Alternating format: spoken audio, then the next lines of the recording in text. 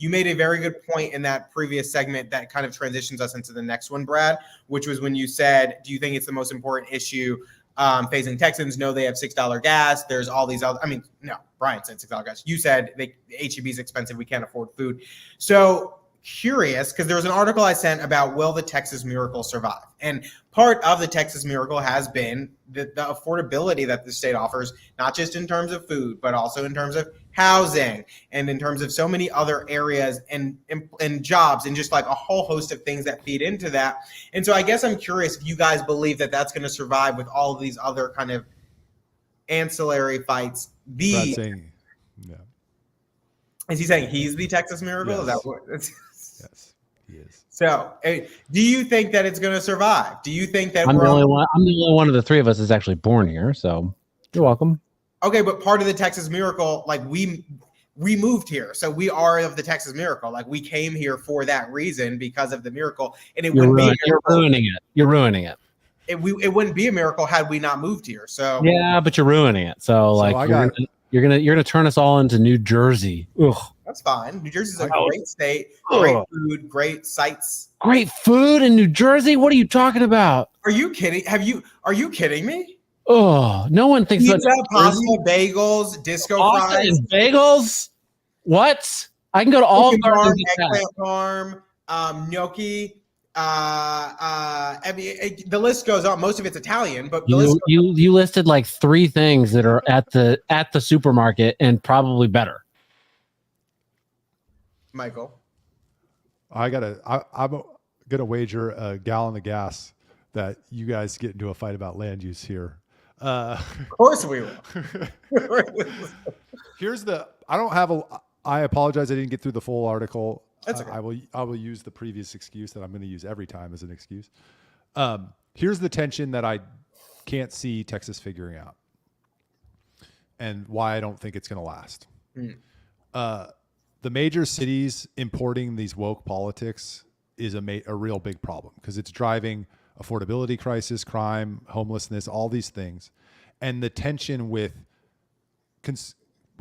Texas being dominated by social conservatives who then go further right in response to those things creates this really weird scenario in the political sense that I don't think, which puts both sides into their camps even stronger. Sorry, that I don't think they're going to resolve, and that's going to be the downfall of Texas. Going too far right and going too far left because in response to each other. I agree because I think part of the problem is it's like no one has any original ideas. Everybody's idea is just a response to what the other side's doing. And because of that, like I feel like we're losing the creativity and the ingenuity that created a really prosperous and great Texas. It's just like, oh, I hate what they're doing. I'm going to do the complete opposite to the farthest extreme that I can do, regardless of like the actual outcome of it. But as long as it gets me a headline and some retweets, I think I'm good with it. And as long as I can post a picture and be a conservative or liberal Twitter influencer, then I'm good. And I'd also like to add that for Brian Searle, that's probably the best episode of South Park that has ever been created because they highlighted every state becoming New Jersey. Well, anyway, I don't know who Chalrez is, so I can't answer the question. But I do think that's the point. We don't have much creativity when it's very small type. It's hard to see.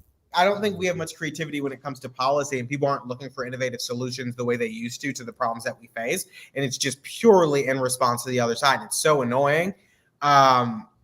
So I agree. I don't know how long it's going to last. I think it's good. I think it's kind of being eroded as it is, and I don't know how long we'll be able to. I mean, it's a little bit being eroded. We're still being prosperous. People are still moving here. Businesses are still moving here, but I just don't know how long that lasts.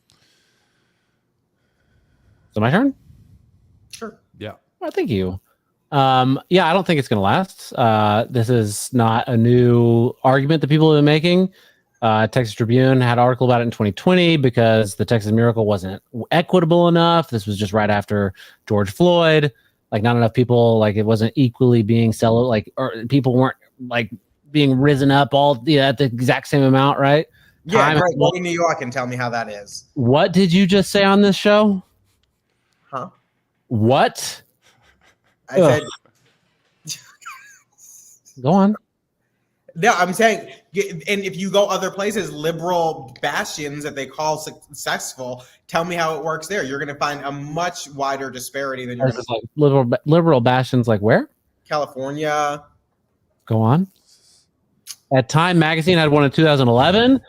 The post recession, obviously everything was just sort of kind of down and out. But they're talking about, is the Texas miracle real? And it was right after the Texas recession. But they did make a good point in that article, because they're talking about public employees, and some of the job gains that were experienced in that time were public employees in Texas. And I was like, well, how many public employees does Texas have? There's 350,000 full-time employees by the state of Texas. That includes universities, right? I don't know what the county numbers are, the municipal numbers are. I don't know how many people are retired and being supported by state pension funds, but that's a lot of fucking money that's being doled out to people. It's just a big jobs program, right?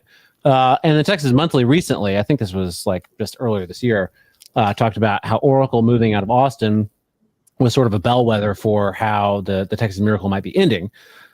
But so it's not a new argument, but I still think that it's not going to last forever, and for the reasons that you guys described. But I think the picture is bigger than Texas, right? Texans can have a great regulatory system and no income tax and all that other bullshit. But if Kamala Harris wins and increases taxes on everybody and destroys the energy sector and inflates the dollar to hell, we're all fucked, and the Texas miracle doesn't matter, right? Well, I think it does, though. No, it won't. I think it matters more so than ever in that point. We have $35 trillion in debt, and I think like 72% of all income taxes go to paying the interest on that debt. Like it's not a sustainable system. Like Texas will collapse like everything else once the dollar collapses, unless of course we go to Bitcoin, right, Michael?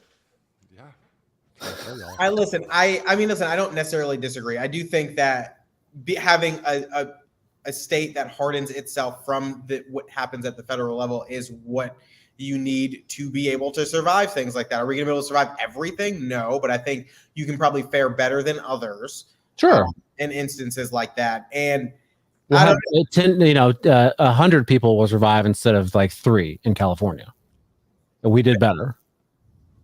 We did 97 people better. There you go. That's pretty good. And when I'm one of those 97, you won't be. So but you make a great point before about and I need to stop giving you compliments on this show. I don't know what is wrong with me today. Why? But you're seeing what everyone else sees. Finally, your eyes are open. You make a good point about the number of public employees that we're footing the bill for. I mean, when you look, as you mentioned, the state level, like the city of Houston has 22,000 public employees currently. I don't know how many of them retire each year, but we're sitting on a lot of debt, paying for their health care, the ones who retired, paying for their pensions and all this stuff. As people are living longer, we're paying more and more and more. They're living longer and getting sicker, so their health care bills are more expensive. And it's so burdensome, and there's someone out there, I don't know who, but nobody that I know of who's genuinely looking at tackling that problem. Because as our population ages and our workforce gets older and people get sicker, it's going to become much more expensive. Brian. I mean, hell yeah. As we shift to our Ian and Brian, woohoo! We're shifting. I mean, we should just end the show now, actually, at this point. But I do want to say also, because Michael predicted that we would get into land use policy, and I think that that's probably a part of this, right? Because with one of the things that this Financial Times article brought up was that the infrastructure is crumbling in Texas with all of this new population that's coming in, and how are we going to possibly support that, right? Well, we keep wanting all these people to get into all these cities and get really, really dense, but they're not building the infrastructure to support it. And so people are getting fucked left, right, and center.